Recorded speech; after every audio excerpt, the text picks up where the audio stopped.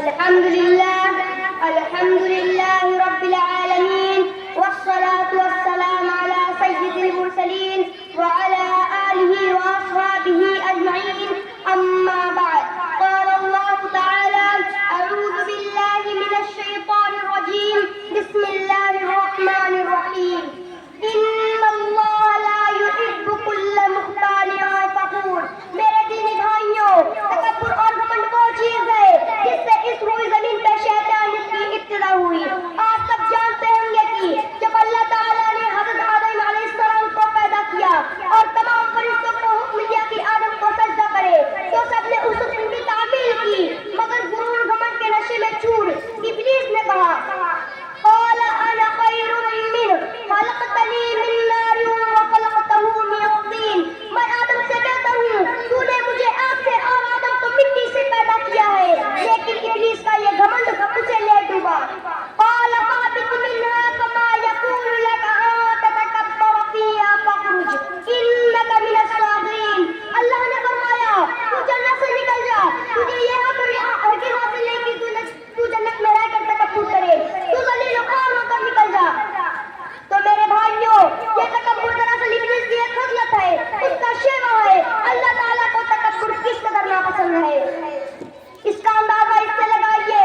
حضرت عثمان نے اپنے بیٹوں کو جو قیمتی حیثیتیں کی تھی اس میں سے ایک حیثیت یہ بھی کی تھی وَلَا تُصَعِّرْ خَدَّكَ لِلنَّاسِ وَلَا تَمْشِ فِي الْأَرْضِ مَرَحًا إِنَّ اللَّهَ لَا يُحِبُّ كُلَّ مُخْتَالٍ فَخُورٍ. لوگوں سے گال پھلا کر نہ ملنا اور زمین پر عمل کر مت چلنا. اللہ تعالیٰ رعونت پسند اور گھمنڈی کو بالکل پسند نہیں فرماتا. یہ تکبر اس طرح بنیادیں ہے کہ ایک حدیث میں اللہ کے رسول صلی اللہ علیہ وسلم فرماتے ہیں جس شخص کے دل میں رائے کے دانے کے برابر تکبر ہوگا وہ جنت میں نہیں جا سکتا. صحابہ کرام نے عرض کیا اے اللہ کے رسول ہم میں سے ہر شخص یہی چاہتا ہے کہ اس کا لباس خوشنما ہو, اس کی شکل و صورت اچھی ہو, تو کیا یہ بھی تکبر ہے؟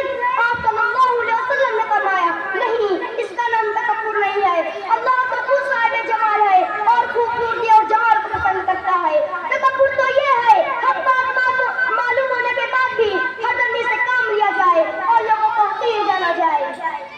تو میرے بھائیوں اس حدیث پاک سے تکبر کی خطرناکی اور رونقی کا اندازہ لگائیے. اگر تکبر جیسی گندی چیز اگر ہمارے دل و دماغ میں ہو تو ہم جنت میں نہیں جا سکتے. اس کے تکبر کے مقابلے میں تواضع پر ہماری شریعت نے بہت زور دیا ہے. یعنی انسان اپنے آپ کو حقیر جانے, کمتر سمجھے, اور یہ تواضع اگر صحیح معنوں میں انسان کے اندر پیدا ہو جائے تو ایسے انسان کو اللہ تعالیٰ بلند سے نوازتا ہے. ایک حدیث میں اللہ کے رسول صلی اللہ علیہ وسلم فرماتے ہیں مَن تَوَاضَعَ لِلَّهِ رَفَعَهُ اللَّهُ. جو اللہ کے لیے تواضع اختیار کرتا ہے اللہ اس کو بلند دیتا ہے. میرے پیارے بھائیوں آج ہمارے معاشرے میں تکبر بہت تیزی سے پھیل رہا ہے. کسی کو اپنے دولت گھمنڈ ہے تو کسی کو اپنے حسن پر ناز ہے, کسی کو اپنے علم کا غرور ہے تو کوئی اپنے تقویٰ اور دینداری کو خریدتا ہے. مگر یاد رکھیے کسی بھی بات پر غرور یا گھمنڈ جتانے سے پہلے اتنا ضرور سوچ لیجیے کہ اللہ تعالیٰ کو سب ناپسند ہے.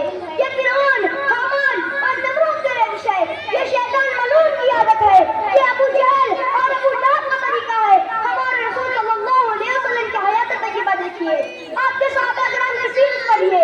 یہ لوگ تکبر سے کوسوں دور اور تواضع کرتا کرتے, حالانکہ یہ لوگ علم و عمل کے پہاڑ تھے. تقویٰ اور خدا کا سینے پال میں آنے والوں کے لیے نمونہ تھے. جب علم کو دستی اور غرور اور گھمنڈ سے کام نہیں لیا, کسی بھی بات پر تکبر کا اظہار نہیں کیا, تو ہم جیسے بد عمل اور بے عمل انسانوں کو یہ کہاں سے حاصل ہو گیا کہ ہم کسی بات پر تکبر کریں. اللہ تعالیٰ نے اس بری عادت سے محفوظ رکھے, آمین. اور میں اس شعر کے ساتھ اپنی تقریر مکمل کرتا ہوں. شام ہوتے